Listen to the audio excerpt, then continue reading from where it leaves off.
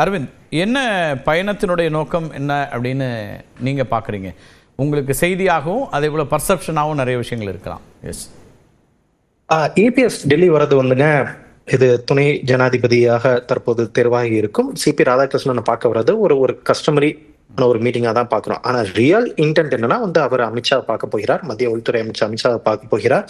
ஒரு Frank discussion 2 கட்டத்திலையும் நடக்க போறதா தான் நமக்கு டெல்லியிலேருந்து வர தகவல்கள் தெரிவிக்கிறதுனா, அமித்ஷாவும் ஒரு ஃப்ராங்கான ஒரு டிஸ்கஷனுக்கு தயாராகி இருக்கிறார். அமித்ஷா தான் தமிழ்நாட்டுக்கு எடப்பாடி பழனிசாமியை சந்திச்சு இந்த கூட்டணியை உருவாக்கியவர்.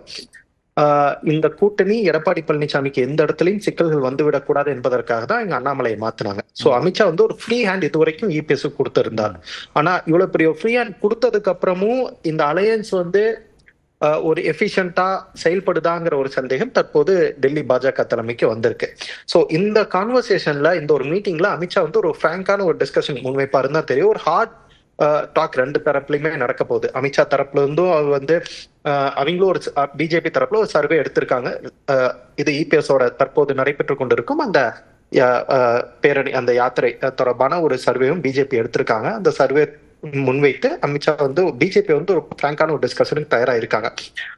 இபிஎஸ் பொறுத்தவரை இபிஎஸ் தன்னோட நிலைப்பாட்டையும் தெரிவிப்பார் என்றுதான் தெரிகிறது. ஆனா பிஜேபியை பொறுத்தவரை எடப்பாடி பழனிசாமியை மட்டுமே முன்வைத்து இந்த தேர்தலை சந்திக்க முடியாது. முன்வைத்துங்கிறதுல எடப்பாடி பழனிசாமியை மட்டுமே வைத்துக்கொண்டு இந்த தேர்தலை சந்திக்க முடியாது. அவரை தான் முன்னிலைப்படுத்த போறாங்க, அதுல மாற்று கருத்து கிடையாது. ஆனால் அதிமுகவை பலப்படுத்தினால் மட்டுமே கூட்டணி பலமாகுங்கிறது பிஜேபி. அந்த முடிவை திரு எடப்பாடி பழனிசாமி தான் எடுக்க முடியும். அவர் இருக்கணுமா, அந்த கூட்டணி என்னவா இருக்கணும்? ஏன்னா கூட்டணிக்கு தலைமை திரு எடப்பாடி பழனிசாமி, தமிழ்நாட்டில் அவர் தான் முதலமைச்சர் வேட்பாளர்ண்டா அது எப்படி இருக்க வேண்டும் என்கிற முடிவை அவர் தான் எடுப்பாரு.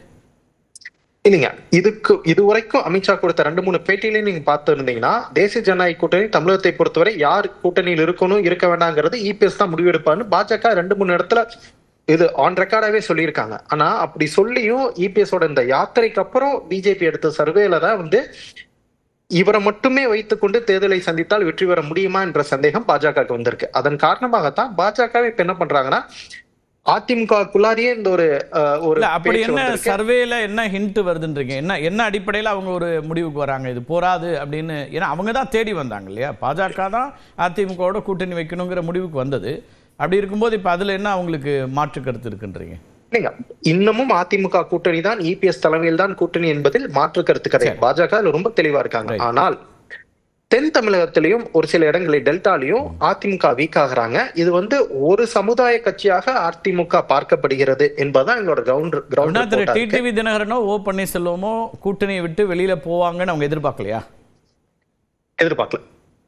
என்னன்னா அவங்க என்ன நினைச்சாங்கன்னா, இபிஎஸ் இன்னும் கொஞ்சம் மெக்னானிமஸா இருப்பாரு, க்ளோசர் டு எலெக்ஷன்ல எல்லாத்தையும் கூட்டணியில் வச்சுக்கலாம், என்டிஏ ஃபோல்டுக்குள்ளார எங்களை கொண்டு வந்துக்கலாம்னு நினைச்சாங்க. பட் இபிஎஸ் எடுக்கக்கூடிய ஹார்ட் ஸ்டாண்ட் அந்த யாத்திரையில பத்திரிகையாளர்களுக்கு பேட்டி கொடுத்தது, அவர் எடுத்த ஹார்ட் ஸ்டாண்ட் எல்லாம் இல்ல கூட்டணியில கூட ஓபிஎஸ்ஓ டிடிவி தினகரனோ அனுமதிக்க மாட்டாராங்கிற சந்தேகம் பாஜக தாண்டி கூட்டணிக்குள்ள அவங்க வச்சுக்க முடியுமாங்கிற கேள்வி வந்துச்சுங்கிறீங்களா? இல்ல, இப்ப என்னன்னா கூட்டணிக்கு வச்சிருந்தாலும் அது எஃபிஷியன்டா இருக்குமா? இல்ல அவங்களை மீண்டும் கட்சி கொண்டு வந்தாதான் அதிமுக பலம். கூட்டணியில் வைத்திருந்தாலும் அதிமுக பலம், இது அதிமுகவோ கூட்டணிக்கோ பலமா இருக்குமாங்கிற ஒரு சந்தேகம் பாஜக வரும்.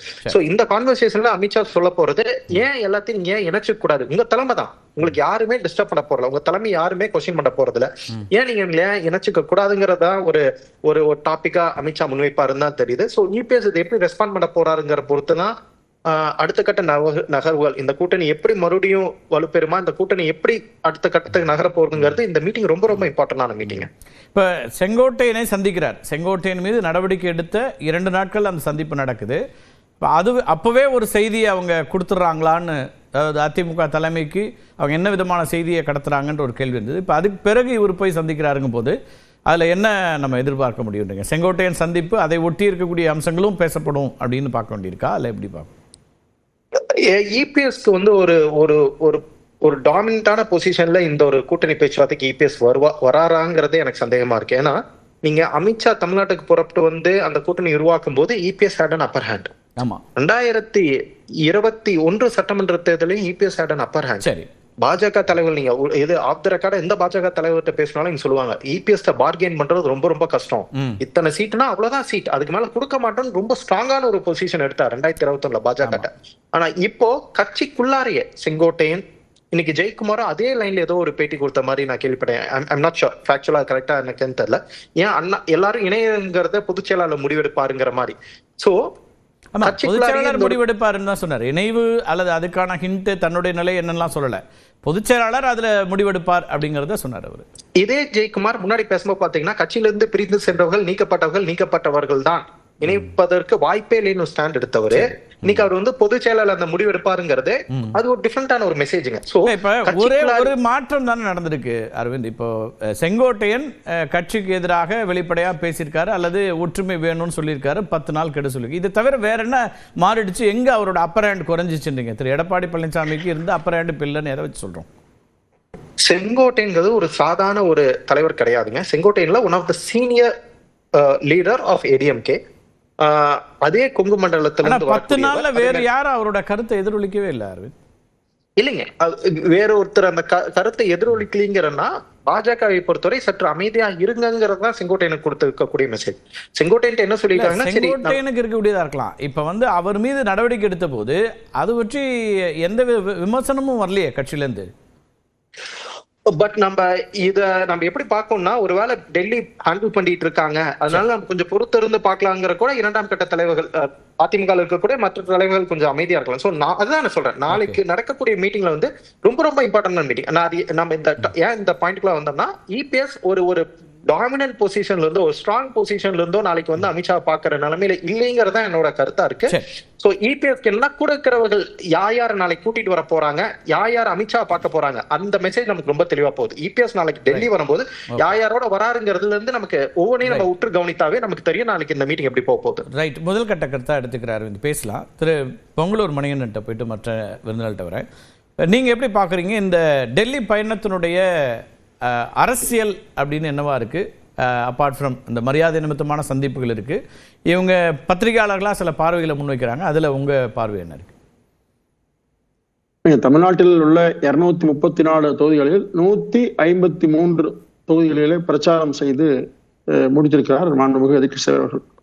நீங்க கிட்டத்தட்ட 1 கோடிக்கு மேல் மக்களை சந்திக்க கூடும். நானுமே பல கூட்டங்கள் கலந்துட்டேன், பார்த்தேன். அப்படியே அவர்கள் ஒவ்வொரு தொகுதியாக செல்கிற போது ஆர்ப்பரிக்கிற மக்கள் திமுக அரசின் மீது எதிர்க்கட்சி குறிப்பிடுகிற குற்றச்சாட்டுகளை ஆமோதிக்கிறாங்க. இந்த ஆட்சி வீட்டுக்கு அனுப்பப்பட வேண்டும் என்கிற அந்த செய்திக்கு ஒப்புதல் தர்றாங்க. அப்போ இந்த அளவுக்கு திமுக மீது வெறுப்பு இருப்பதை மாண்புமிகு எதிர்க்கட்சி தலைவர் அதிமுக பொதுச் செயலாளர் கூறுகிற போது மக்கள் மத்தியிலே மிகப்பெரிய எழுச்சியும் நம்பிக்கையும் உருவாகிறது. எனவேதான் எடப்பாடி அவர்கள் எடுத்துக்கிற இந்த முயற்சி நிச்சயமாக தமிழ்நாட்டில் வெல்லும் என்கிற நம்பிக்கை உருவாகி இருக்கிறது. இப்போ இந்த நிலையில் மாண்புமிகு தமிழ்நாடு முன்னாள் முதலமைச்சராக அண்ணன் எதிர்க்கட்சி தலைவர் எடப்பாடி அவர்கள் டெல்லி செல்லக்கூடிய செய்தி என்பது முதல் செய்தி. தமிழ்நாட்டிலிருந்து அண்ணன் சிபி ராதாகிருஷ்ணன் அவர்கள் தேர்வு செய்யப்பட்டிருப்பது நமக்கெல்லாம் மிகப்பெரிய கிடைத்த ஒரு வரப்பிரசாதம், ஒரு பெருமைக்குரிய செய்தி. எனவே இப்போ நீங்க அதோட சுற்றுப்பயணத்துக்கு இடையில அவருடைய அந்த தேர்தல் அந்த தேர்வு என்பது எதிர்பார்க்கக்கூடியதல்ல, வந்துருச்சு. இப்போ தேர்வான பிறகு அவரை சந்திப்பதற்காக உடனடியாக செல்ல வேண்டும் என்பதுதான் முதல் கட்டம். இரண்டாவதுங்க, திரு அமித்ஷாவையும் சந்திப்பதும் சரிதான். இதுலயே சுற்றுப்பயணத்தை தள்ளி வச்சுட்டு போறாரு. அப்ப அதுல இன்னும் கூடுதல் கவனம் வந்துருது இல்லையா?